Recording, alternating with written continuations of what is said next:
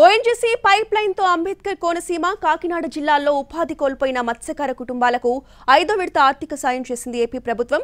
దాదాపు 162 కోట్ల రూపాయల నిధులను లబ్ధిదారుల ఖాతాల్లోకి జమ చేశారు సీఎం జగన్.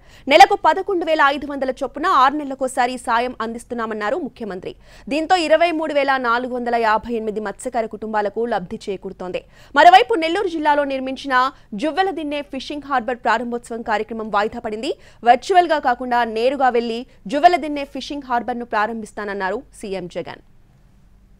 5వ విడతగా ఈరోజు ఈ సాయాన్ని అందిస్తా ఉన్నాం.